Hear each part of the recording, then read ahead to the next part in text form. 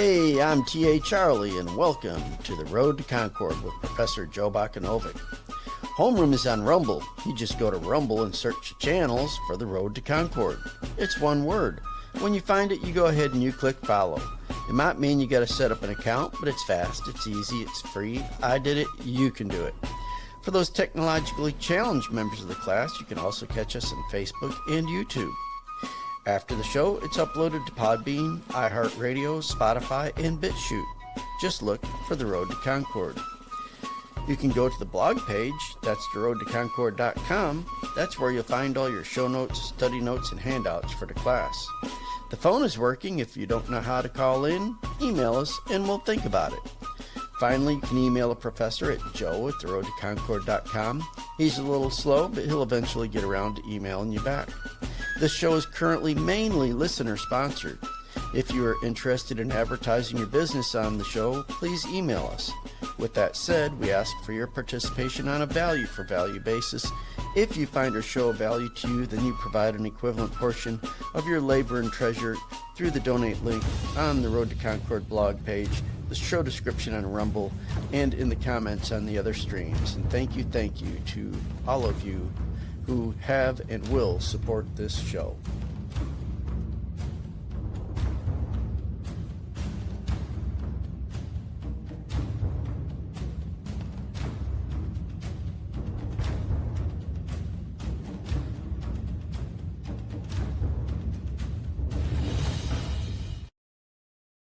Good morning. Welcome to the Road to Concord. Today is Monday, January 19th, 2026. I am your host, Joe Bakanovic.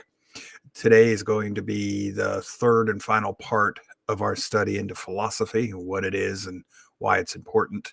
But before we get going, we have a little housekeeping to do. Tomorrow, we're going to start the first class in our study in the book of Genesis. If you're worried about, oh my God, it's going to be a Bible study, hold on. This is going to be a different type of study in the Bible. We are going to approach the book of Genesis as an apologetics course. I am going to accept the book of Genesis and the Bible as what it claims to be, and we're going to test it as a history book.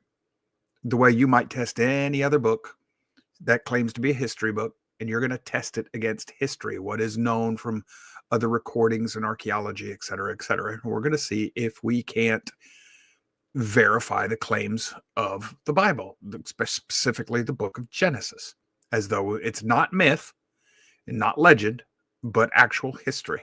So this is going to be different, and it is probably going to be the biggest challenge I've ever undertaken in my life. And it's a little daunting because I'm still putting all of this together while we're going to start the shows. So this will be a fun journey. And then Wednesday, we'll still be teaching scripture classes. This Thursday, we start a study in the book, The Bible Amongst the Myths. That is going to go hand in hand with the way we're handling Genesis. It is a look at the Bible as to whether or not it meets the definition of myth. And it's not so much preaching the scriptures themselves. There are very few Bible quotes in that book. This is a philosophy book. And it's going to greatly complement our work in Genesis. This Friday, we are going to read the third and the second and first of the last chapters in Dr. Heiser's Unseen Realm. We'll have one more chapter next week, and we'll finish that up. The first Friday of February, we'll be starting our next book in our scriptural studies books, Judah's Scepter and Joseph's Birthright, which, coincidentally, will be supporting our work in our study of Genesis. So somehow or another, all of this suddenly just came together, and I've been realizing that I have been exactly what I asked to become. I am a tool that's being wielded in the master's hand, and I didn't even realize to what extent I was being used. And I count it as a blessing, because if I hadn't surrendered my will to this, or at least to the extent that I did, we wouldn't be here right now getting ready to teach this stuff. And for those of you who, if you'll stick with this study, it'll probably take us the rest of the year. You're going to have a whole new appreciation for the Bible when we're done. All right. Excuse me. Before we get into the last bit of philosophy, I want to bring something up. Philosophy is it's all, the idea of philosophy is connected to the idea of reasoning. You can't really separate the two of them. However, reasoning there are different ways of reasoning, different methods, different approaches. Most people think of logic and right reasoning, not politically right, but the correct way to reason when they think of philosophy. The problem with reason and logic is that they're limited. They're neutral, so that you got to be careful with them. They're a tool. They can be used to cut both ways, meaning you can find capital T truth, but you can also use them to prove falsehood. Now, that's not right reasoning. That's the incorrect use of logic and reason, but you can do it. And it's done all the time. And that's what fallacies are, mistakes in the way you reason, but you're still using logic. Now, here's the biggest problem with all of this.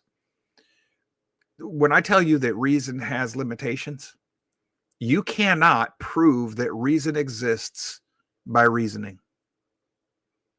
You can't. There's a logical fallacy in this. If you are going to prove reason, you have to first assume reason. So if you're going to prove reason exists using reason, you're circular arguing. You're assuming the antecedent, begging the question. You're basically saying, hey, I'm going to prove God exists. First, we have to assume that God exists. Now let me prove that he exists. Well, you've already assumed it, so why are you proving something you've assumed? This is a problem for people who base their entire belief system on human rationality.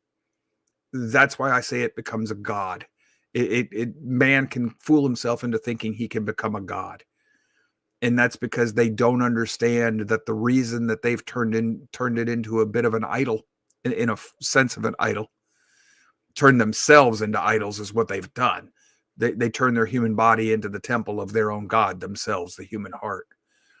So man becomes a teraphim. The reason they don't understand this is because they don't understand logic and reason to begin with, and they don't realize that you're assuming something that you cannot prove. It's a first principle, something that you have to assume. It's not necessarily an invalid way of reasoning. We do this all the time, but it's not logical, and that's the key. And that's why I'm saying that philosophy isn't just concerned with logic and reason. There are other forms of knowledge. Wisdom is not necessarily connected to logic. Knowing the logical explanation for something. I know what a hammer is. I can describe it, tell you how to use it, et cetera, et cetera. Logic cannot tell you how to use that hammer. That's wisdom. And sometimes you can use the hammer in ways that logic wouldn't have even seen. It's wisdom. And that's because there is, for lack of a better way of putting it, there are transcendent truths in the world, transcendent principles, things that exist above and beyond and outside of this universe. Mathematical principles, logic, reason, things like this, they are outside of time. They're, like I said, they're transcendent. So from where do they come? Now, this is all the realm of philosophy. This is what philosophy is meant to help us understand, teach, reason through. So is logic more like knowledge, Natasha asks. No, wisdom is closer connected to knowledge. Logic is how you acquire knowledge, knowledge that you can trust, where you can have some certainty in the truth of what you think you know. It's a method by which we acquire that information and understanding. It's a form of science, literally. Science actually is a form of logic. Science is a specialized form of logic. Different branches of science are all different branches of logic. Physics used to be called the natural sciences, that philosophy of nature. So this is where we're going today, and I'll build on it as we go. We left off here. If you'll excuse me for a second. Whoop, put that up. There we go. How to become a philosopher. Yeah. Whatever. You're all philosophers. It's just whether or not you're a disciplined philosopher. We've covered that in the last 2 shows. So what I'm going to use now for the rest of this, or at least for the next part of this presentation, comes from WikiHow, how to do anything. It's actually a pretty interesting little site. You might want to give it a visit sometime. They've got a post up there, how to become a philosopher. It says the word philosophy means a love of wisdom. A philosopher, however, is not just a person who knows a great deal or loves to learn. That's a pan-academic. Rather, a philosopher is one who engages actively in critical thought about big questions that have no obvious answers. The philosopher's life is not an easy one, but if you delight in exploring complex relationships and thinking deeply about important but often vexing topics, the study of philosophy might be your destiny, if there is any such thing. Now, I'm going to slightly disagree with this. You don't have to think of the deep questions that have no obvious answers to be a philosopher. A farmer is a philosopher. He's got a favorite way of raising a certain crop or raising certain animals, which is different from his buddies or her buddies or whatever. That's a philosophy of how you do your job. It's your way of executing your art. We have an individual here who used to be a sniper, a member of our audience here, our classroom, used to be a sniper. Snipers have different philosophies, different understandings of how they're supposed to do their job. I have a different philosophy of how to do my job. I make resin castings from people who build model tanks for a hobby. One of the reasons I am so good at what I do, not my words, my own competitors have told me that for at least a time in my career, I set the bar globally. I didn't set out to do that. Nobody told me you can't do it the way I do it. So I have an entirely different philosophy on how to cast resin. And I didn't realize I was so different from everybody else in the industry. And I mean everybody else in the industry. That's just because I had a different approach. I thought it out. It was a thought out, how do I do this? That's philosophy, folks. You have your own philosophy about how to do your job. Anytime you sit down and think about how to do something or what the relationship of this and that is, the cause and effect, or how doing this differently will affect that, that's all philosophy.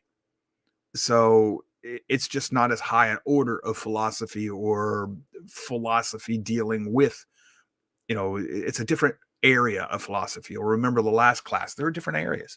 You might be wanting to learn how to become a better politician. That's a philosophy. That's a specific branch of philosophy. So step 1, how do we do this? Well, mental preparation is the first thing. You have to question everything, or you got to get used to it. Philosophy requires one to be rigorous and critical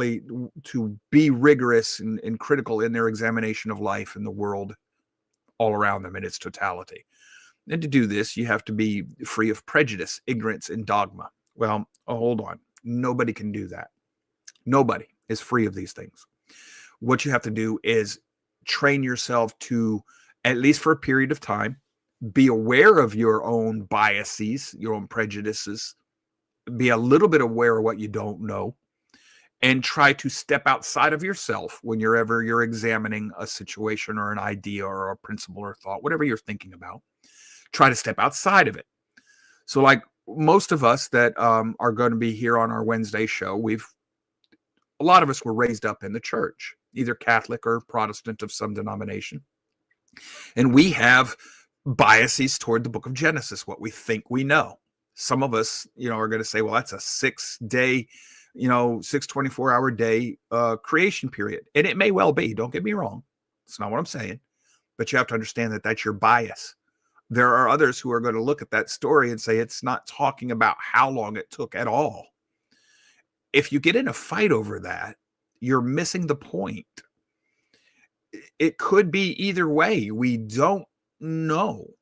But your bias can can blind you to other possibilities of how you look at something, how you understand it, or how something could work.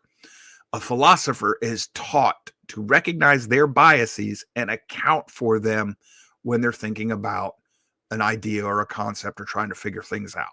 We are taught in school rigorously, constantly challenged. Okay, well, why did you think that? What's your bias? What presumptions are you bringing to this?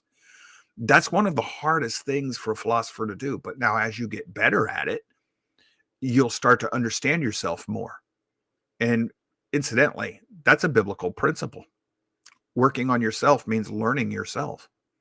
The Messiah, Yeshua, taught us to worry first about ourselves. He taught us, get the tree or the plank out of our own eye first, so that when we judge rightly. That's what he's telling you. He's telling you to work on your own biases, your own sins, your own faults. So that's the first thing a philosopher has to do, is work on that. Continuing with the slide, it says a philosopher is one who dwells in reflection and observation. Yeah, observation is the big one here. They take every experience and seek to understand it, even if doing so requires one to be brutally honest, especially with themselves. This requires a person to cast off the preconceived notions that they may have accepted in the past and subject all of their beliefs to a critical scrutiny. No belief or source of ideas is immune, regardless of its origin, authority, or emotional power. To think philosophically, one must think for oneself, to ask good questions and seek understanding. So, like if you're a MAGA and you are just dead set, you don't want to hear anything critical or negative about Trump, you're not going to make a good philosopher. You have to be able to examine yourself first. It's why the scriptures teach you that judgment begins in the house of Yahweh. In other words, he's going to go clean house first before he worries about other people. He's going to take care of his followers and believers. Well, if you're going to be a philosopher, you got to take care of your own biases first. You at least have to know them and acknowledge them. And that way you can address them in how you look at other situations. So to continue this, philosophers do not simply form opinions and run their mouths idly. Philosophers instead develop arguments based on premises that can and will be challenged by other philosophers or other thinkers. Let's just say that. The goal of philosophical thinking is not to be right. It is to ask good questions and seek understanding. That's capital T truth. How does the world work? It's understanding. You have to be prepared to let go of anything you thought you knew as soon as you find a new information that changes your understanding of the world. You got to be willing to just let it go. Let it go, like Elsa's balloon. And if you can't do that, you're never going to learn how to do philosophy very well. Because it's not about, oh, I beat that guy in an argument. It's not about, oh, I was right, I'm proving right. No. It's about understanding. It's to improve yourself. Yeah, Frozen. So another thing you do, read philosophy. Hundreds of years of philosophical thinking came before our own examinations of the world. And learning about the ideas that other philosophers raised, in their questions they asked and the problems they were thinking about, it'll help you think. The more philosophy you read, the better philosopher you become. Ayn Rand is an excellent place to start. There are others. Cicero is an excellent place to start. Me, personally, I'd tell you the Bible. The Bible is a philosophy.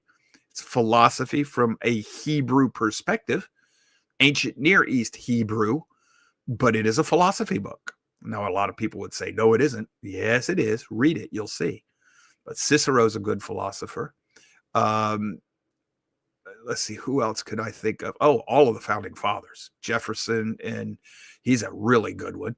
But most of the founding fathers were philosophers of a sort. You read them. Patrick Henry's a really good one. There are plenty of them. John Locke's a philosopher. I would just urge you to stay away from the secularists, like Nietzsche and Freud and people like this, because their thinking is by and large built in fallacies that they did not see.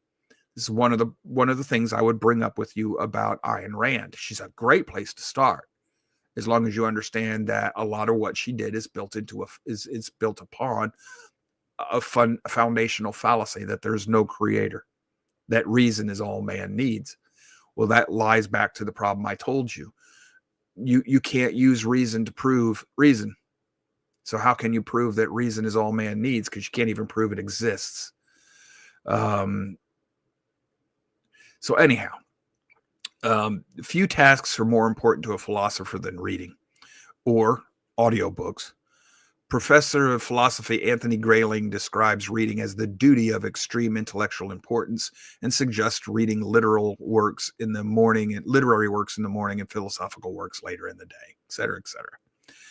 I do a lot of reading, and I think most of you who are regular class members here, you've picked up on that. I do a lot of reading. That's because I'm a philosopher.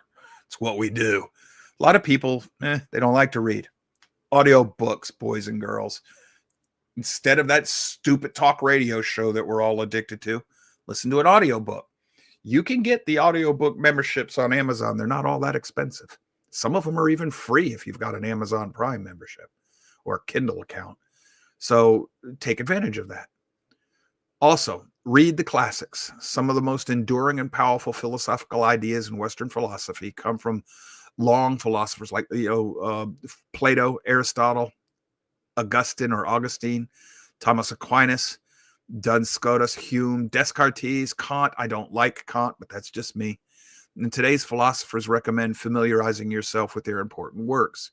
In Eastern philosophy, the ideas of Lao Tse, Confucius, and Buddha have been equally enduring and deserve attention from any budding philosopher. Yeah, those are all.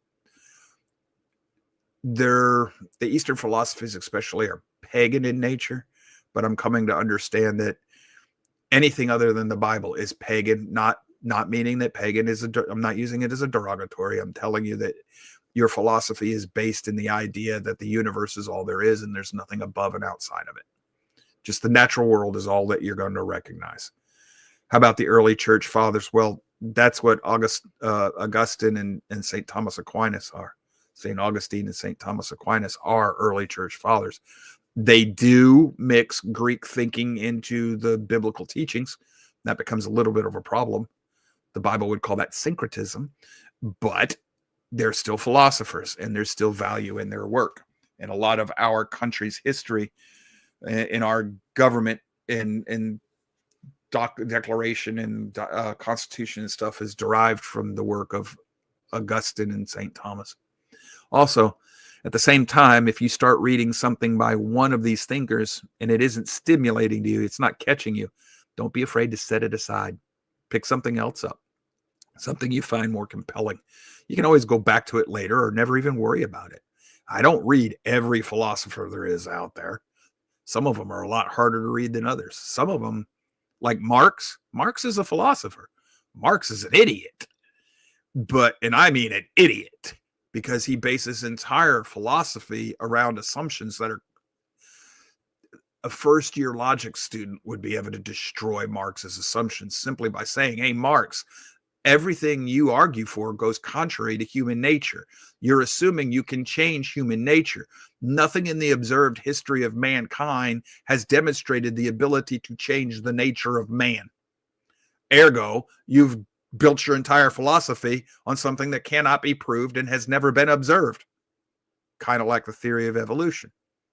Whenever you're dealing with logical theories and ideas and concepts like that based on a flawed assumption, the sound philosopher is like, okay, you might still have some value in there, but you've built your house on sifting sand in an earthquake zone, which means it doesn't hold up under rational examination. So Marx, he's a philosopher, but he's an idiot.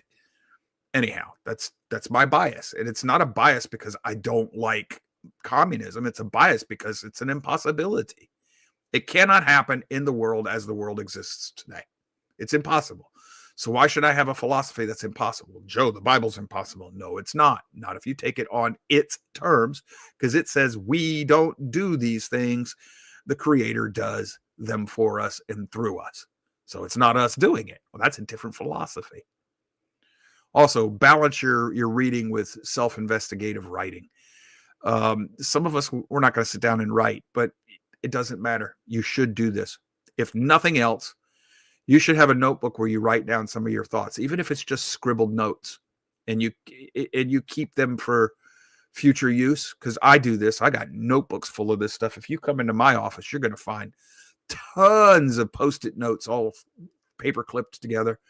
Sometimes I go back through them. It helps me remind me of what I was thinking before. Other people might find it. One of my children might go through it one day when I'm gone, find value in it, or it might all just be burned up. Who knows? Thrown away in a dump. But it's worth writing. It broadens your perspective of the world. Your writing will give you depth of understanding. Start writing down your reflections on your thoughts, texts that you're reading, etc. It's I don't know if it's in this one, but one of the people said, "How do I know what I'm thinking until I write it down?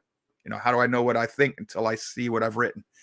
The idea there is, in order to write it, you have to think through it a little bit more clearly. How do I actually want to articulate these thoughts? In writing something down, it clarifies your thinking. Or once you've written it down and you reread it, there's something about rereading what you wrote that kind of like puts you outside of yourself. It's your thoughts on paper, but then you look at it as though it was a different person writing it. It changes your perspective of looking at things. So just get a composition notebook, man. They're cheap. You can buy like 12 of them for $15 on Amazon, and just keep writing notes. Whenever you're listening to something, write a note down. Maybe put the date down and what you were listening to, and here's my thought. That the date and what you were listening to is so it's, if you ever need to, you can go back and find it again. Writing things down is a big deal. All of us can do this. It's kind of like keeping a journal. It's just a philosopher's journal. Then it says, think big. Spend time thinking about the world, what it means to live, to die, to exist. What is the point of it? These topics lead to a big, unanswered, often unanswerable questions. Questions only philosophers, young children, and other highly curious individuals have the imagination and courage to ask. Never question everything boldly. Don't have any fear to question. It says more practical topics like those derived from the social sciences, political science, sociology, etc., the arts, even physical sciences like biology and physics, can also provide fodder for philosophical thinking. Well, I already told you that. Engage in debate. Now, debate does not mean screaming at each other. The type of argument, that's what we called it when I was in philosophy school. We argue together. There were usually 30, 40, 50 of us, sometimes 100 more in an auditorium classroom, and we would discuss things openly. But it could get heated. Oh, yeah, it can get heated. And one of the things that was very hard for me is you got to let the other person finish what they're saying before you can keep going. And a lot of times people just want to keep rambling. And that's a form of fallacy. You talk, and it's a form of trying to beat the other person down by not letting them respond. But anyhow, engage in debate while developing your critical thinking. You should take part in any debate you can. This will increase your ability to think freely and critically. And many philosophers see the vigorous exchange of ideas as an important path toward truth. You can do this online and social media. The only thing I'm going to tell you is don't get personal. As soon as it starts to become personal, that you're taking it personally or you're getting personal in an attack, quit. You've already spoiled that exercise. I know how hard this can be. I do. I've gotten better at it as I've gotten older. I'll just walk away from some people. A lot of times I don't even get into it anymore. Stick to the idea being discussed.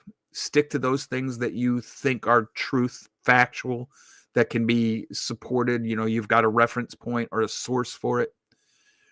Try to use logic and reason. Avoid fallacies, which means you need to learn some of the more common fallacies.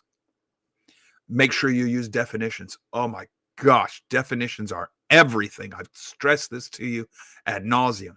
Stick to your definitions, but don't be afraid to debate them. Who cares whether or not they win or lose? That's not what you're there for. You're actually there to improve yourself, sharpen your skills and your thinking in the process. You will not get really good at this type of thing unless you're debating with other people. It's the exchange of ideas that lets you find your weaknesses and the holes in your thinking. Your enemy I don't mean enemy as he's trying to kill you. Your opponent will find your weaknesses. This is the other thing you have to try and do. You have to try and learn the other guy's position or other girl's position, such to the point that you can faithfully and accurately argue their point. I can argue Marx. I can argue Marx better than Marx does. Doesn't mean I agree with him. Just means I learned what he believes and why, which makes it easier for me to take him apart because I see the fallacies in his thinking. So this is something else we have to learn to do, is study the other person's point of view or their argument. Comment on the board from Wave Stavely. Sometimes it's hard to argue with ignorance. Yes, it is. Then there's no point in reasoning with them. You know, the old famous quote by the founders, I know Jefferson said it and Thomas Paine said it. It's useless to reason with somebody who's renounced the use of reason. It's like giving medicine to the dead. You know, it doesn't work. So know when to walk away. The goal here is not to win a contest, but to learn and develop your thinking skills. There will always be someone who knows something better than you do or more completely. Arrogance will hinder your ability to learn from them. Keep an open mind. That's arrogance on your part and theirs. Got a continued for this real quick before we go to the bottom of the hour break. Keep your arguments sound and logical. That means you have to learn logic, sound, valid, rational. The conclusions should follow from the premises. You know, the facts and the things that you put up to defend yourself should point to your conclusion. The premises should have evidence backing them up. There should be a reason to state them, not I think or I feel. That's not a rational argument. That's an argument from emotion. It's an appeal to emotion, and that's a fallacy. Weigh the actual evidence. Sometimes some facts are more substantial than others. Avoid being swayed solely due to repetition or ignorance. Those argument from ignorance is a fallacy. There's a name for it. If somebody just keeps saying the same thing over and over again, don't give in to that. That's another fallacy. I don't remember the name for that one because I don't really care about that one. Practice the construction and criticism of arguments. It's crucial to any developing philosopher. In other words, logic.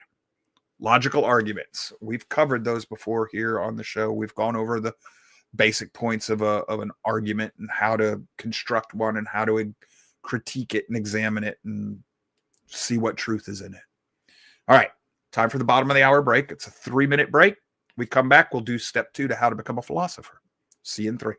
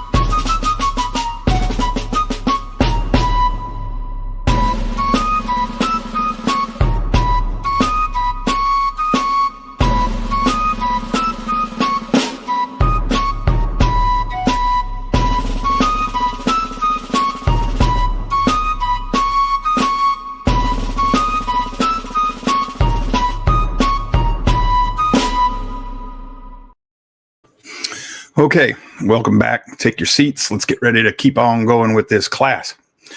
The second step of becoming a philosopher, learning how to do philosophy, et cetera, is to practice it. It's very simple. Practice philosophy. Develop an approach to investigation and practice that approach. Put it into action. An important part of philosophy is the investigation and analysis of the world. In other words, look into it, observe it, read about it. Um, if you're a scientist, you experiment. That's a part of philosophy. That's a subset of philosophy. A lot of scientists would say, no, I'm not a philosopher. Yes, you are. Yes, you are. You are. You're just using a different understanding of philosophy, a limited one. You're using if you're a scientist and you say I'm not a philosopher, you're changing the full definition of philosophy to suit your own bias. According to philosophy, if you're a scientist, you're a philosopher. So investigate and analyze it. Put it differently, a central task of philosophy is finding ways to define and describe the fundamental structures and patterns of life, often by breaking them down into smaller component parts. You hear me do this all the time. I tell you, get down to the lowest common denominator. Quit arguing over whether or not it's a different flavor of ice cream and thinking it's a different thing because, oh, this is a pistachio or that's butter pecan. Well, this is butter pecan with sprinkles. Well, this is pistachio with nuts. It all makes it different. No, it doesn't. It's all ice cream. That's the point. Get down to the lowest common denominator of what it is you're dealing with. That takes a little thought. And learning how to ask the right questions is a big, big deal here. Answers are easy. Asking the right question is the tough part. There's no single superior method of investigation. So you'll need to develop an approach that is both intellectually rigorous and compelling to you. Got to do it your way. The best philosophy is the philosophy that you work out and that you will put into practice. So that's something you have to work on. The decisions you'll be making in this stage, they involve what sort of questions you'll be asking or relationships you'll be exploring. The questions actually drive the decisions. Whoever wrote this has this a little backwards. Are you interested in the human condition, political arrangements, relationships between concepts or between words and concepts? Different areas of focus may lead you to different approaches to asking different questions and forming theories, et cetera, et cetera. What you read, other philosophical works will help you determine by, make their determinations by exposing you to other approaches and other ways that philosophy has been done in the past by different people. So I know it says that your interests will determine your questions. Actually, like I said, I think it's backwards. Your questions determine your interests. I'm going to explain. I'm interested in politics, so let me examine this. Did you stop and wonder why you're interested in politics? See, right there, that's the thing. My interest in politics isn't driving anything. My interest in philosophy asks me, why am I interested in this? And sometimes you're not going to have an answer to that because you don't know yourself as well as you think you do. Ultimately, a good philosopher is going to look inward as often as out, sometimes more. Knowing yourself is very, very important to philosophy. Knowing why you're interested in this and what your motivation is, what you want to do with it. Why are you on this show? Why are you here? Answer that question to yourself. I don't need your answers, but ask yourself, why are you here? What are you getting out of this? Why is it important to you? Does it have a practical purpose in your life? Are you just entertaining yourself? Are you just killing time? I know darn well you're not here because you think I'm funs and grins and giggles. So why is it? What is it you're looking for? What are you getting out of this? The answers to those questions can lead to more questions or to better, more practical application of what it is you're learning.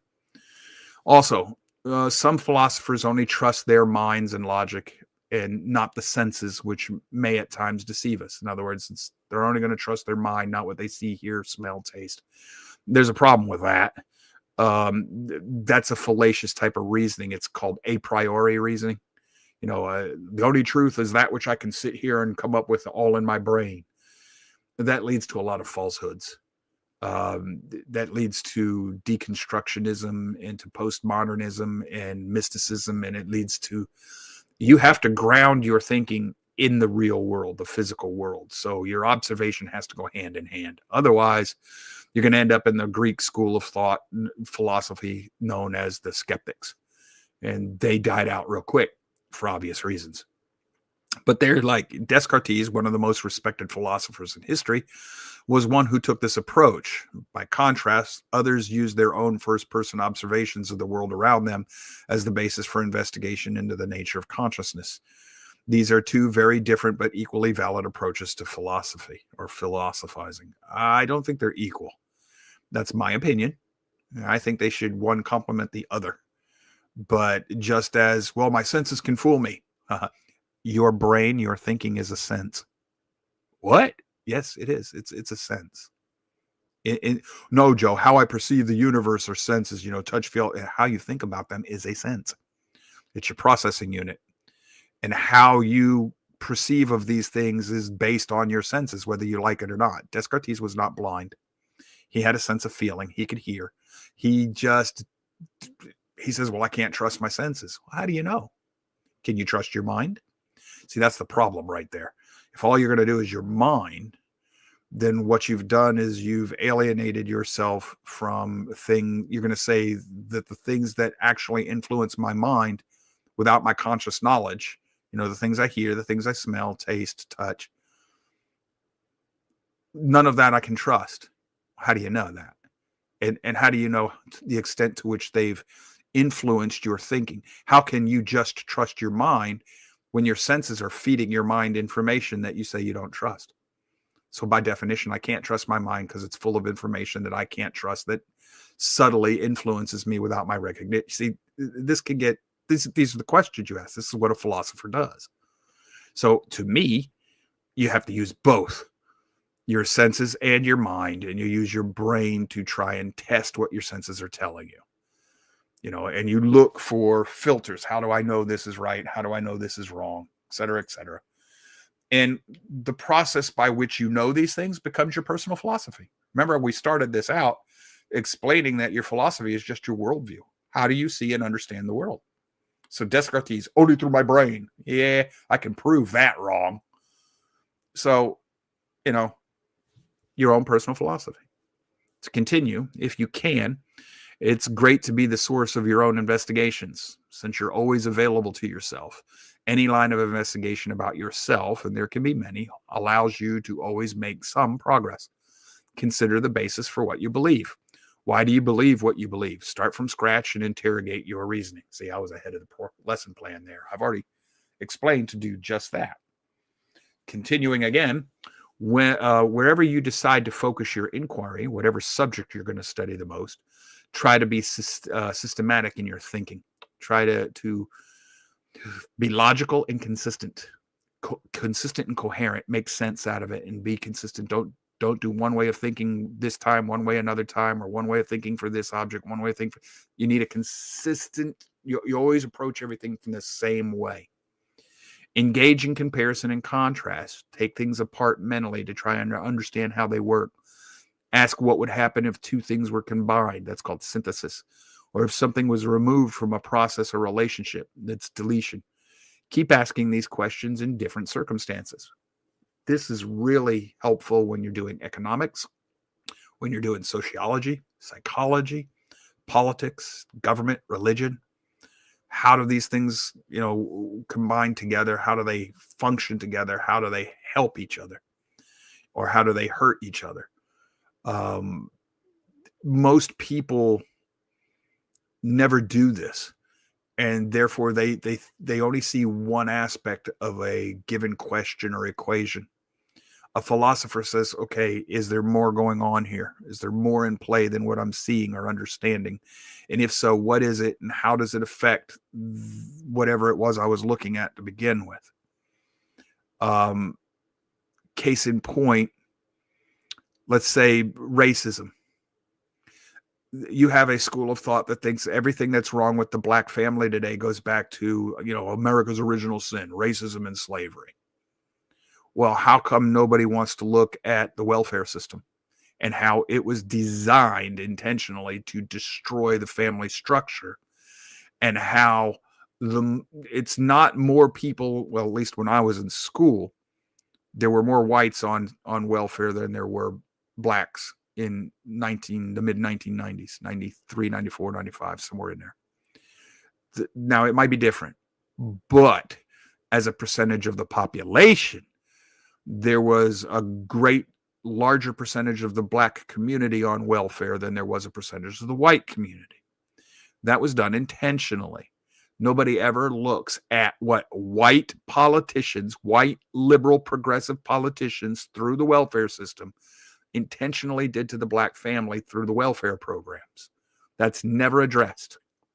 So all they want to do is focus on race. How do those two subjects, how do they complement and contrast each other? How do they help explain what's going on? This is one of the primary reasons you'll see me do things or say things or evaluate things very differently than the way you're used to doing. You say, well, Joe, you can't prove that. Yes, actually, I can prove it logically and rationally, but you're looking for, well, it's proof like on Perry Mason, here's the absolute proof I can bring into a courtroom. No, I can't prove it that way. But I can prove it by an inductive proof. That's another type of what you would call circumstantial evidence. So if I pile up a mountain of circumstantial evidence and then I pull out old Occam's razor and I say, what's the easiest answer to all of these? What's the easiest explanation for this pile of evidence? It's, racist white progressives are still racist, still trying to destroy the black community while claiming to be helping it and claiming the moral high ground. We call it the race card today. That's the easiest explanation. Can I prove that in a court of law the way that most people want proof? No. But find me another explanation for all the mountain of evidence I've presented over the years. But good luck. An explanation that's stronger than the one I have. So I've proven it logically. It's an inductive proof that says that the explanation I've arrived at, my conclusions, are stronger than the simplistic solutions of, well, it just happened that way. It's a coincidence.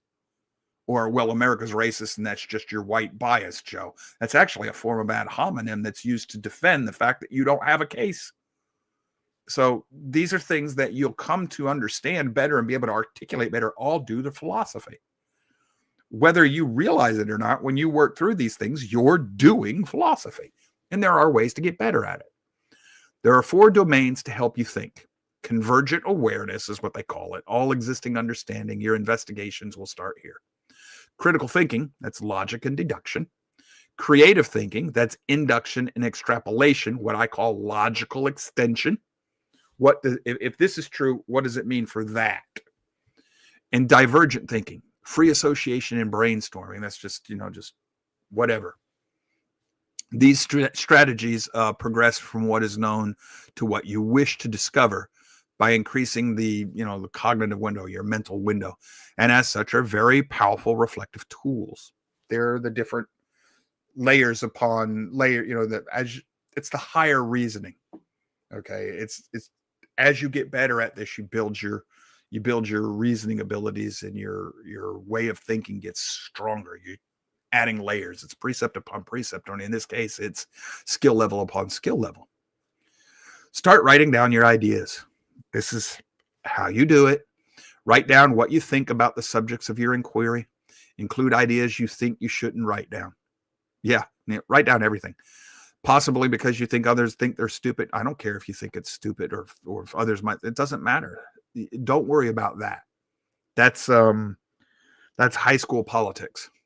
While you may not be arriving at any striking conclusions, you will be exposing your own assumptions to yourself.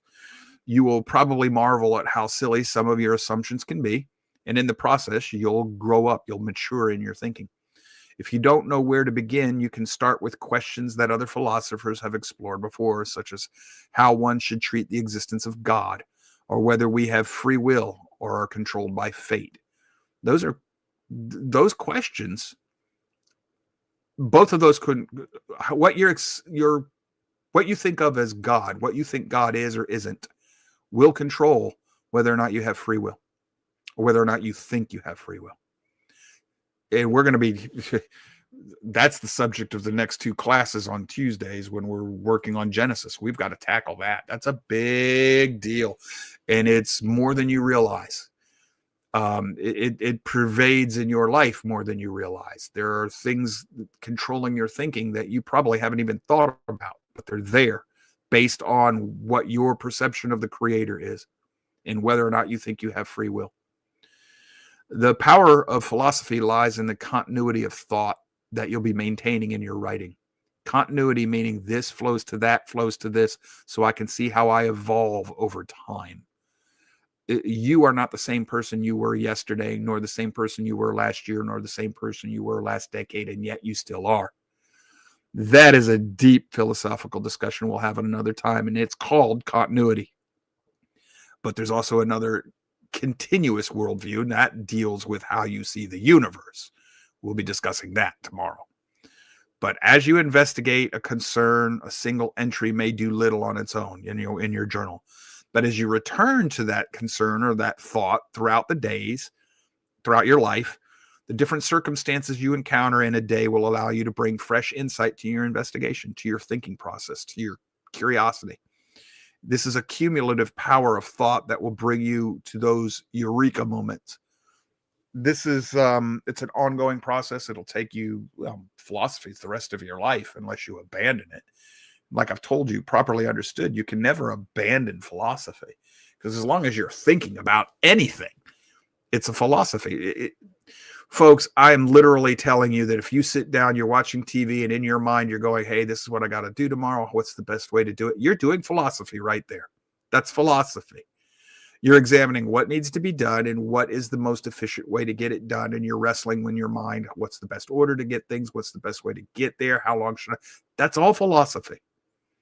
And if you develop a systematic approach to things, not only does it get easier, you get faster at it.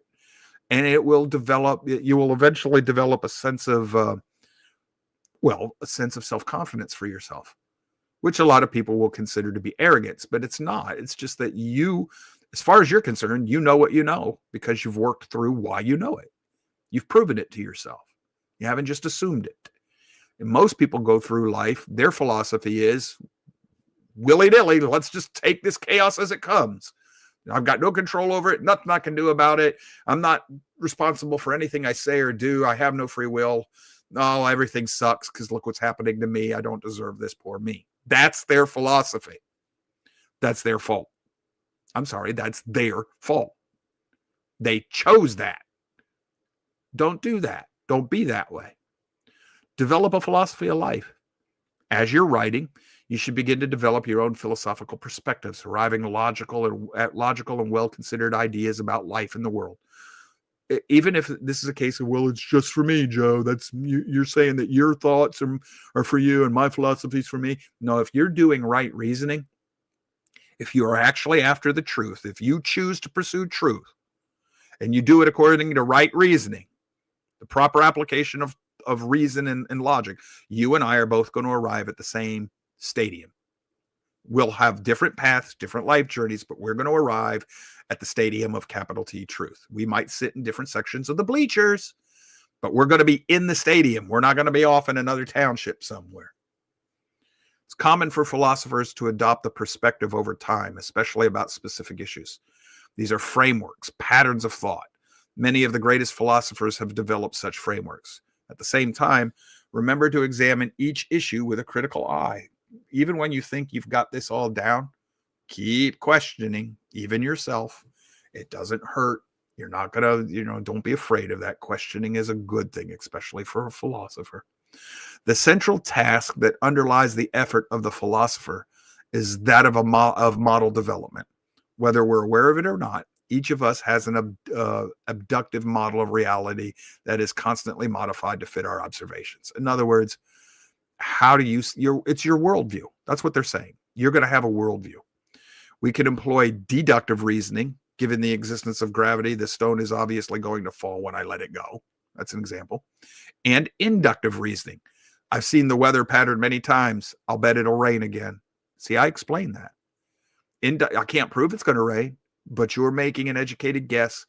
The probability of all science is inductive reasoning. It's just it's a probability. It's conclusion based on probability. Science can prove nothing.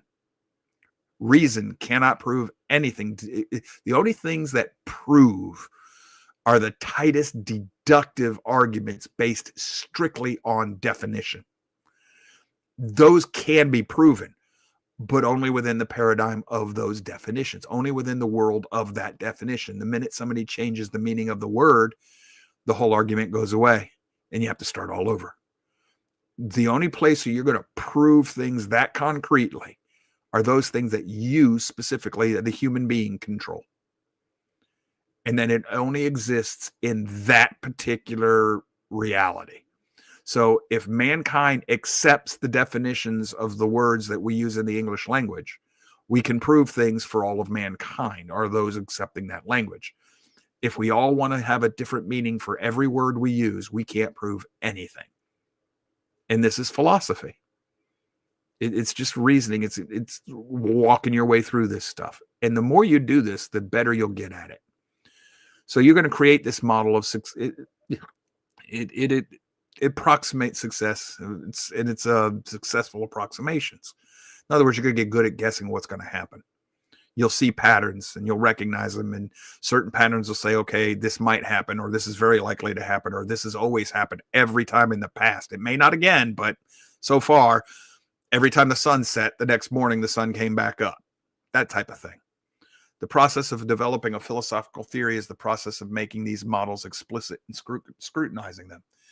You can keep them small models within bigger models. They build on each other. They make your worldview. You know, I got the worldview of my family, which incorporates the worldview of my greater family, which incorporates the worldview of my community, my city, my state, et cetera, et cetera. Rewrite and get feedback.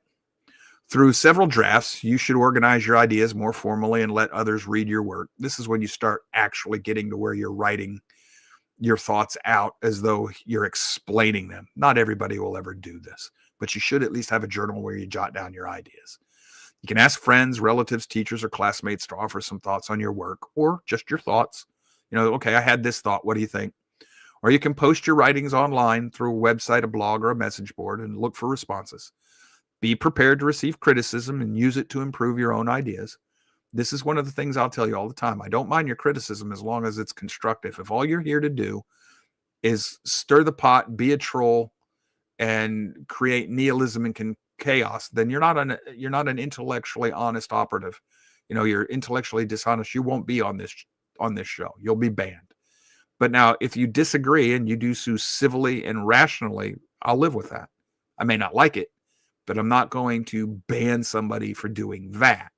So far, I've only shoved one person off this show, and that's because he has, through his actions, his fruit, repeatedly shown he has absolutely no intention of being honest with anybody, including himself. He's there just simply to be a chaos agent. And in my worldview, that makes him Antichrist. Even though he's running around telling everybody he's a Christian and doing things in the name of Yahweh or in the name of Christ, he's Antichrist by John's definition, not mine. I'm applying the definition John gave me. Natasha says, I still have bullet casings. She's ready to snipe people. Be prepared to receive criticism. Like I said, always remember to analyze the evidence presented. Somebody gives you a counterpoint, analyze it, find understanding in it, let your perspective and critique others help you expand your own thinking. Your feedback, you know, the feedback you find useful. Just because you disagree with somebody's feedback doesn't mean it's useless. Look at what they're saying, try to understand their perspective and see how that might change or alter either your thinking or the way you present your argument. Be wary of criticisms that show little or no sign of thoughtful exchange, that your premise was understood or even read. In other words, that's one of the things I just told you. The person I banned from this show, he doesn't listen to anything you say to him. He doesn't accept or even analyze counter arguments or facts that you present. He'll ask you for, give me your evidence. You give it to him. He just waves it away and keeps on going without ever looking at it. Those critics have assumed that they are thinkers without actually accepting the philosophical discipline presented. that are presented here. They think that their opinion is as valid as yours, even though they don't do the work to form it. That by definition, their opinion is not valid at all and does not necessarily deserve your time or consideration. When they do things right off the bat that show you they haven't even listened to your argument, you should be willing to just dismiss them with a wave of your hand and say, off, goodbye, see you. Well, you're just dismissing me and you're not paying attention. Yeah, that's right, because you have just told me that you're not a thinker. You haven't thought this through. No, I didn't say that. Yes, you did. Yes, you did. And the fact that they don't understand they did that proves that you are justified in your action. They have proven to you they haven't thought this stuff through, that they're not listening to you. They don't consider, and I get accused of this all the time. Say, well, Joe, you're not listening. Yes, I have. Yes, I have. I'm just a lot faster at this than you are. And I'm more willing to accept inductive reasoning. When I encounter a person, man, female, doesn't matter, man, woman, whatever, child, if you start using certain rhetorical phrases, or you show me different patterns that I've encountered before that up to this point have always led to these conclusions, I'll dismiss you quickly. You might be the one exception. The juice is not worth the squeeze to me. I'm not going to sit through what I know is going to be a bunch of rambling, inconsistent, incoherent drivel to see if there might be one little piece of an acorn in there that was, a little bit of good eating. I'm just not going to do it. And I get accused of, well, how did I get there though? I've done the work, brothers and sisters. Have you? But these people still feel that they're entitled to philosophical considerations. These debates will go on fruitlessly ad nauseum. That's what the Christian would call casting pearls before swine. You're wasting your time. Walk away from them. After you receive feedback from your readers, rewrite again, incorporate any feedback that you found useful. How do you do philosophy?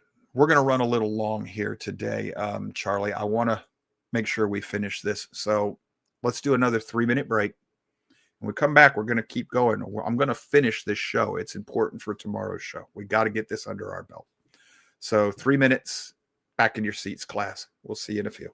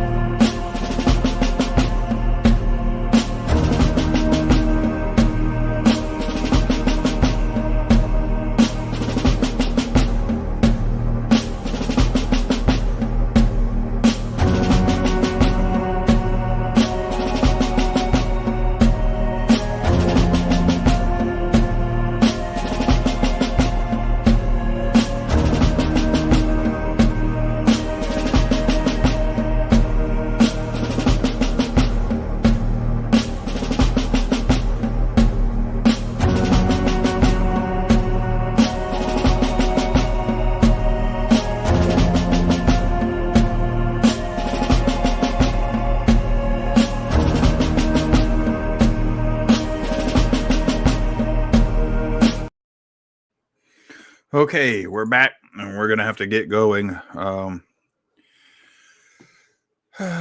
Let's put this back up. How do you do philosophy? Well, we've been going through some of that. This is another site that I put up there. You can find it in your homework if you want to go to the site itself. Whoops. So how do you do philosophy? Unlike many of the questions asked in the name of philosophy, this one has a straightforward answer. You do philosophy primarily through writing. That's what they're going to say, right? And the other site we were going through said right. Now, if you're already behaving like a philosophy student, you should be challenging this answer. In other words, why do I have to write, Joe? That's what a philosophy student would do. One highly plausible challenge is, no, you do philosophy by thinking. Yup, that's true. It's a fair point. I suggest, however, that you consider the following quotation, which has been attributed to everybody from the great British novelist E.M. Forster to the great American storyteller Flannery O'Connor to an anonymous little girl. Whoever said it or said it first is brilliant and brilliantly provocative. How can I know what I think till I see what I say? And basically, that's a case of when you write it down and you reread it, it'll look different to you than when it was just in your head. So earlier that we went over that, epistemologists as well as neuroscientists, epistemologists. How do I know what I know? That's a school of philosophy, remember? It's the deals with the essence of what knowledge is and how we can know something. Neuroscientists, linguists, semioticians, students of signs, symbols, and other interpretation. They dispute the primacy of language, especially written language, in thinking. They don't think language is as important in thinking. And I understand where they come from there. Early in my life, I thought everybody thought in a language in their head, had their own voice in their head. I realize now that's not the case. There are people who can read faster than me. That's because they're looking at the word as a symbol rather than saying the word in their head. So they process the symbols faster. I can't do that. I've never learned how to do that. I just read. I'm a little bit slower reader, but as I read it, I'm saying the words in my head. So I can only read as fast as I can talk. But there are people who think in symbols. There are people who think in concepts. We all think differently. Now, people will say, well, then that's different ways of comprehending things. Maybe. Just because you're using different symbology does not necessarily mean you're using a different process to understand what that symbol means. A picture of a chair, the word chair, and a abstract concept of chair can all three different ways of looking at it. The verbal sound, chair. Now I got 4 ways. And somehow or another, the essence of chair can be processed all the same. The basic essence of what chair is or means. So that's epistemology. How do we know what we know? And some people say that language is not necessarily connected to that. Rather, they take up such disputes here. We can instead stake out, instead of arguing this, we can stake out an area about which most academics or others do agree.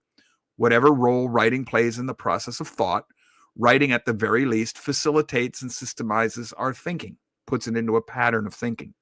Writing gives it clear symbolic form, and the symbols it creates, words, sentences, paragraphs, and so on, can be readily modified, arranged, and rearranged, thereby aiding thought.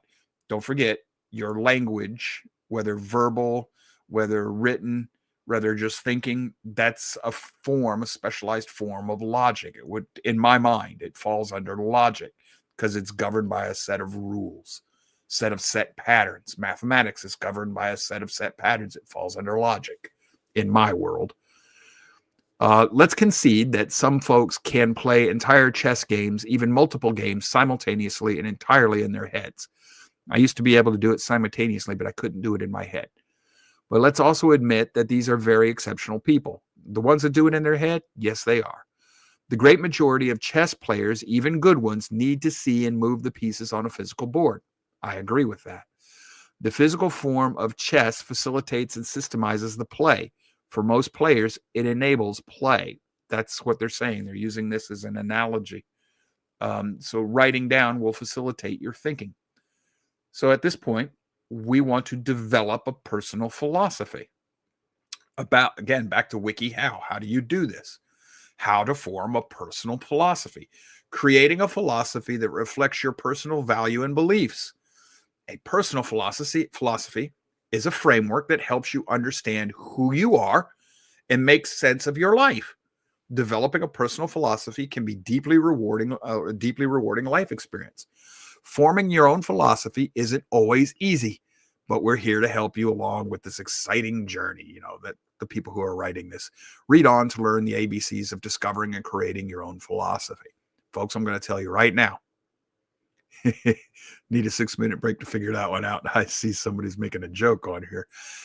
Everybody has a philosophy, and it is always religious. Always.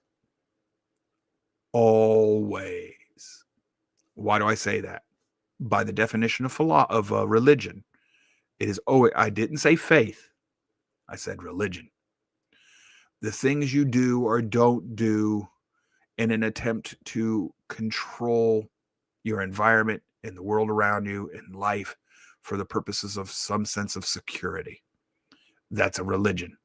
Some people revel in chaos. They are just so out of control. Those folks, that's still a religion. Just they're looking at it differently. They've given up any sense of control, but they've handed themselves over to whims of the universe, to the gods. It's still religion. This is what happens when a majority of people in a community or a society have an agreement on a certain religious set of religious beliefs. You can have a unity in that culture. As soon as you start having everybody has their own idea of what is and isn't religious, or who the gods are and aren't and everything else, now you have disunity and chaos. And that's the difference between the biblical religions, the biblical faith, and all pagan religions. And we will be getting into that tomorrow. It's one of the reasons I wanted to cover this here now today. Comment on the board from Wade Stavely. Philosophy and psychology walk hand in hand when used to analyze and influence your enemy during warfare. Yes, they do. Yeah, psychology is a subset of philosophy. All right. Understand that you are starting a lifelong journey. This is step 1. Commit to being open-minded and flexible. Every conscious person has a philosophy. Individual philosophies can be simple, developing, or well-developed. A personal philosophy is a fundamental and integrated understanding about existence and your relationship to all related issues. Discovering and developing your own philosophy requires self-awareness, a desire to understand, and the will and ability to learn. That's the will. If you're conscious and you're not mentally incapacitated, you have an ability to learn. And a lot of people mentally incapacitated can still learn, just slower. Commit to looking for meaning and discern what makes sense. Your goal is to start on a path of personal growth that will evolve and mature as you pursue the love of wisdom, philosophia. For that is what philosophy means. But wisdom starts with the fear of God. If you don't have a fear of God, you're not going to have wisdom, by my definition of wisdom. You see, that's the problem. As soon as you don't have a central concept of the Creator, then you all start redefining everything according to your own whims, and we all become a group of people doing what we think is right, and we have chaos. You have to have a central authority, which is why the founding fathers said that you will not have liberty without religion, a common religion, not multiple religions. It was a common religion, a religion common to all the people, which is why they centered around the basic precepts of the Christian religion. They didn't center around other religions.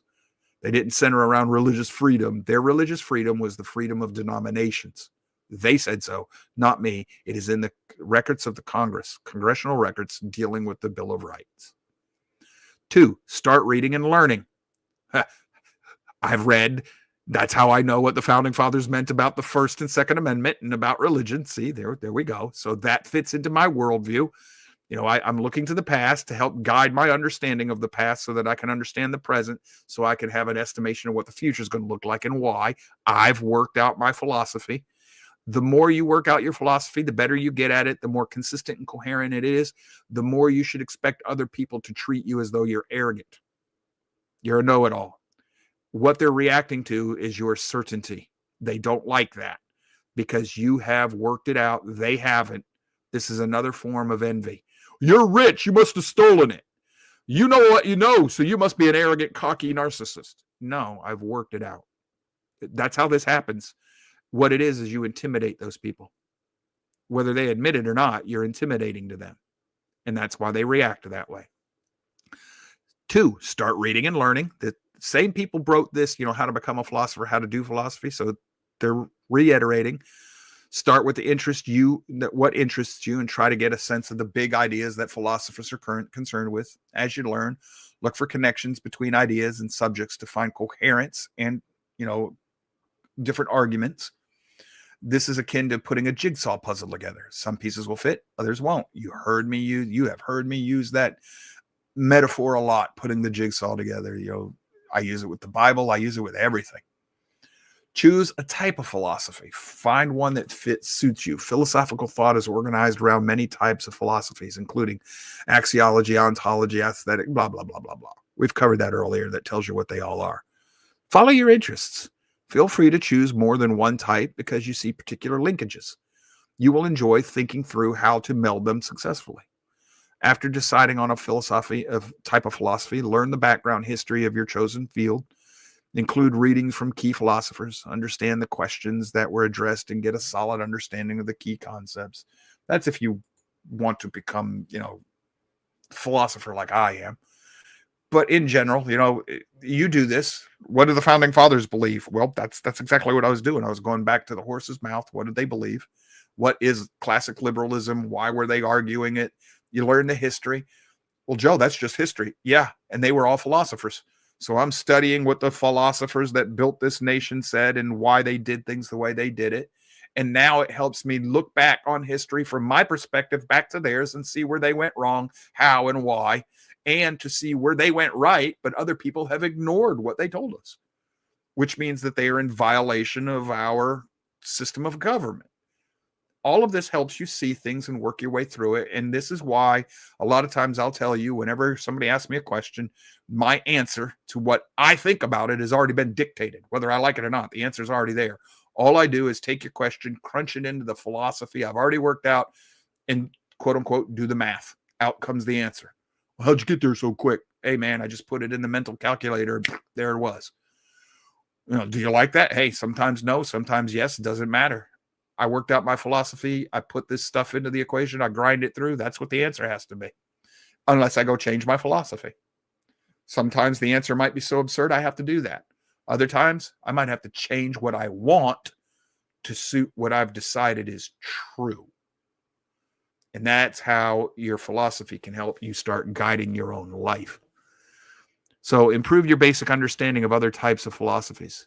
You cannot be an expert in everything, but recognize that there is a great value in understanding the basics of what others have done. A broad understanding of what people are struggling with and what the discussions have been about in the past will help you develop your own personal philosophy. Feel free to learn and build on existing ideas. It's difficult to start from scratch, so why not take another philosopher's ideas and basic framework and get started? That's what the founding fathers are. That's what they did. Many well-known philosophers started like this. For example, Plato took the undoubtedly oral and sociable Socratic method from the real Socrates and used it as the basis for his highly polished literary Socratic method, which in turn was taken by Aristotle to form the basic logic of partial syllogism, or particularly syllogism. Big words, don't worry about them. Expand and involve your thinking. The framework you have selected is a starting point. As you experience life, test it out and see what works and for you and what doesn't. When you have time, analyze this and refine your framework, your personal philosophy. Over time, as you solve problems and assess the quality of the decisions you've made, you'll be able to evolve from where you started into something autonomous of the original philosophy, separate from it. You'll grab what Aristotle did and you'll make your own out of it. This is why I crunch things so quick. I've done this work my whole life, and I do this almost daily. And over time, it's gotten so honed for me that I crunch through things very quickly. Well, you're just smarter than me, Joe. No. I've just put in the work to do this. where you were doing other things. This was valuable enough to me that I put the work in to do it. Now, later in life, it has paid me great dividends because I have an easier time sticking to basic. I have an easier time even knowing what my principles are now and why I need to stick to them. And I have a life experience that says when I do this, my life is better. Maybe not more comfortable, but better. Fewer problems that worry everybody in the world. I did this, so maybe that's going to happen. Or when's the law going to show up because I did that? Well, I didn't do that, so I don't have to worry about the law showing up. Still have the problems with the bills, but I don't have these additional concerns about when's this going to catch up to me, when's that going to crash down, et cetera, because I worked out a personal philosophy says don't get involved with that, don't do this. So become a critical thinker. Keep track of where you have obtained the reason for your ideas, the foundation for your ideas, the tenets, the theories, etc., in your new philosophy. Being able to trace your theorizing or conclusions back to their source will help you defend your ideas or push them further. Very little develops in a vacuum. In other words, bring the receipts, know where the receipts are found. The half of knowledge is knowing where to find the knowledge, know where it's at. What's the foundation block you're building upon? Refer to what other philosophers have said. Referring to it gives you your philosophy greater credibility because you are displaying your depth of knowledge and understanding of existing philosophies. As long as you don't refer to them as the sole source of your authority for what you're thinking and why. That's a fallacy. Just saying, okay, well, so-and-so argued, then people will know that you're building from the past. Be patient and allow your ideas to percolate over time. When you have spare time, analyze the framework of your nascent philosophy and try to find problems and solutions. Taking the development of your philosophy gradually will allow it to evolve into something autonomous of the original philosophy. In other words, you start with somebody else's groundwork, start with Ayn Rand and build your own. Make it yours. Now, for me, my target is always capital T truth, objective reality truth to the best I can understand it. If that is always your target, we're all going to end up in the same stadium. If your target is just how do I mentally justify what I want, well, then you're going to end up as a little Muhammad. And I mean that literally. Going to be a copy of Muhammad or Joseph Smith or many of the other people out there who have started their own cult by justifying what they want, even if your cult is a cult of one yourself. Be careful with that, because that's what I mean by becoming your own God. When you have a philosophy of, I justify what I want, which is basically, well, I can become a boy or I can become a girl just because I want to. That's what you've done. You formed a philosophy to justify what you want. You've made yourself into your own God, and therefore you're justified in smiting everybody that doesn't honor and worship you as God. That's not a consistent and coherent philosophy.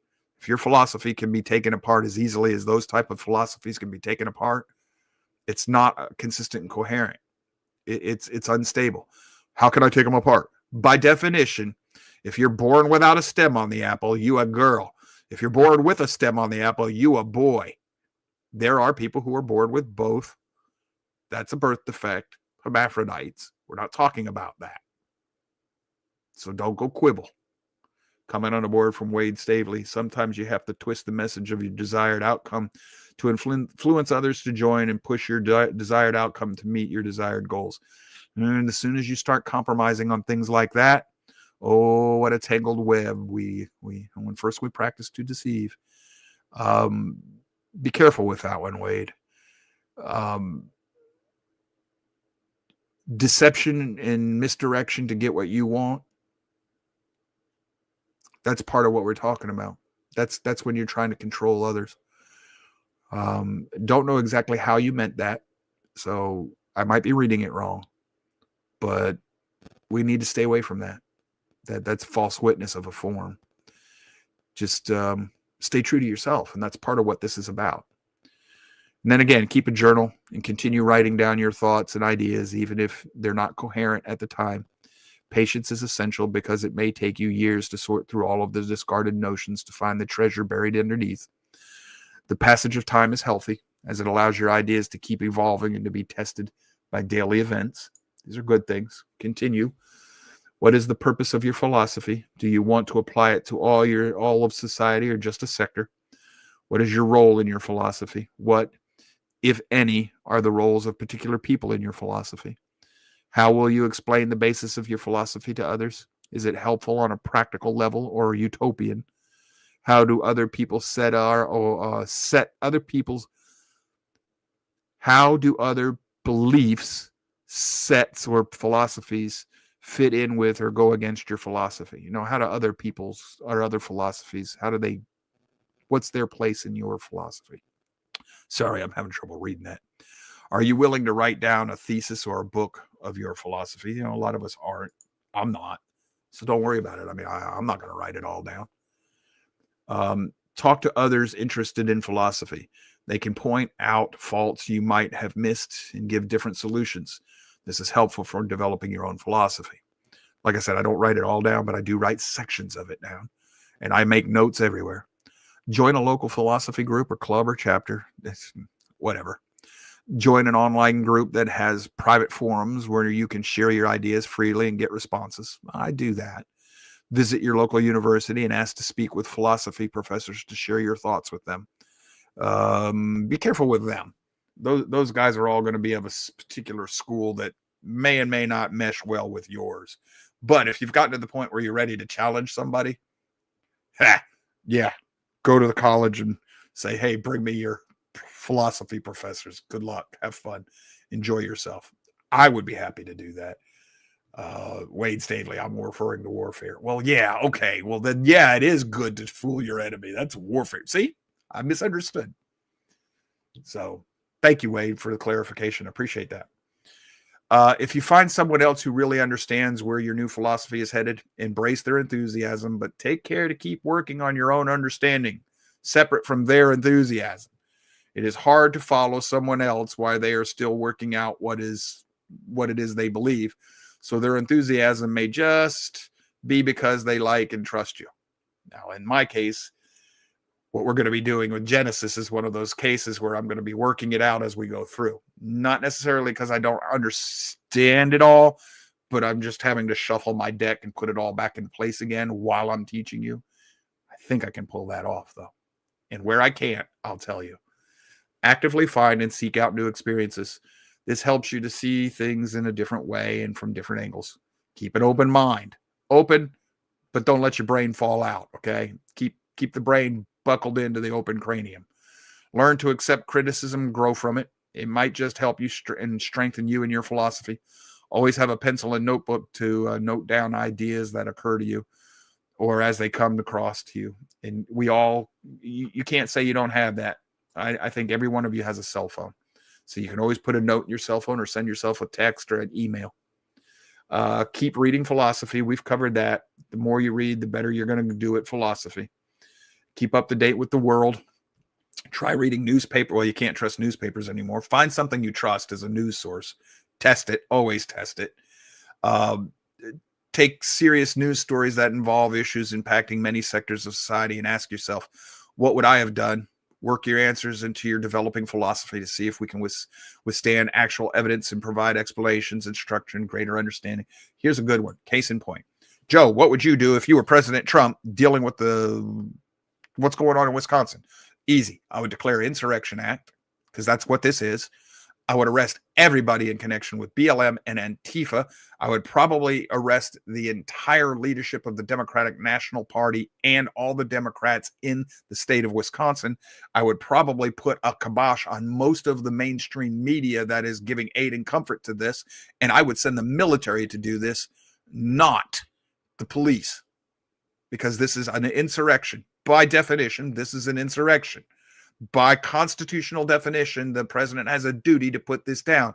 If you do not put this down, you are giving tacit permission to the future to do this again, which is exactly what Trump did in 2020 by not putting down BLM and Antifa, who were committing terrorism. That is not a protest. When you destroy property and you try to actively intimidate people for the purposes of a political agenda, that is the definition of terrorism.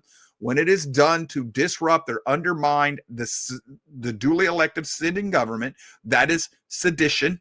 That's an insurrection, especially when it's done with uniforms or arms, which this is being done with. You put that down with force. And if you don't, you invite more in the future. That means that you need to be impeached because you're not doing your job. You have a job. You have a duty. Do your job. Say, well, Joe, that would just cause more insurrection. Then I would put that down too. Well, Joe, eventually you might have to destroy half the country. You'd start a civil war. So be it. Just because you don't like the outcome of a situation, a choice, doesn't mean it is not the right choice to make. Because if I do not make these choices now, I will not have a country later. See, thought out philosophy based on what the founding fathers said. So, do with it what you will. See yourself as a philosopher, a career in philosophy, blah, blah, blah, blah, blah. There are a lot of people who have philosophy degrees that go on to work in other places in the economy. I ended up being a businessman, so, and a teacher. Try as much as possible to live up to your thoughts. That's the big one. Do this even when you're experiencing something uncanny, like may distract you from your own opinions. If you have to, get back to your notes that about your philosophy inspired you to keep you working, but stay true to yourself is basically what this is saying. End of lesson there at this point. All right. This is what I wanted to cover. There's no right and wrong to philosophy or how to become a philosopher or how to do philosophy. As long as you're asking questions with the intention of finding truthful answers, questions that are designed to help you understand yourself and the world and where you fit into it and what your role and duty in that world is. Remember, there are different ways to look at the world. You have your own, like for me, I'm a husband, a father, a son. I'm a member of a community, a member of a congregation. We have different subcultures, sub-societies we're part of. How do I fit into all of that? That's what philosophy is all about. And that's how you do it. That's how you do it. Asking questions. That's all there is to it. What does this mean? Why did that happen? Where did this come from? Nothing happens in a vacuum. Remember that there's a continuity of history. Today is driven by yesterday, which was driven by last week, driven by last month, driven by last year, driven by last decade, by last century, by last eon. It's all a pattern, and it's all a continuous cause and effect pattern. And you're just trying to figure out where you fit in it, what it means to you, how best to live. That's philosophy. And there's no right or wrong to it. Just the more you do it, the better you'll get at it. Charlie? Yeah, as you were closing up there, I was thinking that's why each of us has our own individual philosophy, because we all have different talents, interests, and so on. So if I understand what you're saying is our individual philosophy helps us to better understand how we fit within the social constructs that we're in and how we function in those and how we should properly function based on those talents and interests and so on and so forth. Is that correct? Yes. To put it in a scriptural way, what is your role in the body? What's your function in the body? Right. So I know what my function is, but I also know that I'm part of the body. So I have to function in a way that I work in unison with the body. And I'm not the head. The head is the Lord. Right. So I have to function in a way that helps the body execute his will. So there's certain parts of my personal philosophy that I have to be in charge of, and there's others that I have to be subservient to. So the master says, you will teach my sheep. You'll teach him my word. Now I have to decide, using my talents, how best to teach his word to his people. He's given me a commandment. Now I've got free will to go use the talents and abilities he gave me to execute it. So my philosophy is layered. It's got a hierarchy. It's tiered. Some of the stuff I'm in charge of, some of it I'm not. Right. We should all have that type of a philosophy. Coming on the board from Aaron Spikes, thinking philosophically, hasn't our government become corrupt and tyrannical? Yes. It meets the definition of tyranny. Yeah. And that's based on the Declaration of Independence, the Constitution, the Federalist and Anti-Federalist Papers, and all that. And the definition of tyranny they were using even before that. Right. Exactly. Yes. So that's the basis of those things. So that's And how you remember, the founding work to put all fathers that said, together. yep, the founding fathers said that resistance to tyrants is obedience to God. Right. Yeah. So long as you're subservient to God in the process, which is why when they signed the Declaration, they said, hey, we appeal to the judge of the universe. If we're wrong here, smite us, smack us down. If not, have favor to our cause. Right. That was their personal philosophy. Everything is driven by your philosophy. If you do not have a consistent and coherent philosophy, you are a rudderless, sailless, anchorless boat, a toss on a stormy sea. Yes. And that causes chaos in your life. And I see it all the time in certain people around me. And But now you can also have I don't understand it. Well, that's because some of those people have a consistent, coherent philosophy of self. I'm my own God. It's consistent and coherent to them from their perspective, to them, but it right, from their still leaves perspective. them as chaos agents bouncing around on the ocean, causing trouble in every life that they intersect. Yeah, because they don't take into account how their actions influence others. Well, if you're a God, you don't have to worry about how it influences others. They only Good have point. Good to point. Right. accommodate you. It's their only, yes, yeah. Good That's point. philosophy, folks. It's philosophy. So, anything else? Aaron Spike, so wouldn't it be hypocritical of them to declare an insurrection or sedition? It's never hypocritical if they attend to their duties. That's like repentance. That's in our worldview, biblical worldview, that's going back to what they're supposed to be and supposed to do. So, yes, from the insurrectionist point of view, it would be hypocritical. But from the law's perspective, it would be them doing their duty. Right. That's, again, philosophy. See, ultimately, folks, if you want to have a philosophy that gets along with the world, you have to ask the first question: how did this world come to be? And does it or does it not have a transcendent law governing it? If it doesn't, then you can do whatever you want. Feels good, do it. Eat, drink, and be merry, for tomorrow you die. If there is a transcendent creator, then there are transcendent laws, and your duty is to get in line with them and function within the parameters of those transcendent laws, whether they be natural or revealed. So, like I said, it's all going to come down to how you see and understand your religion.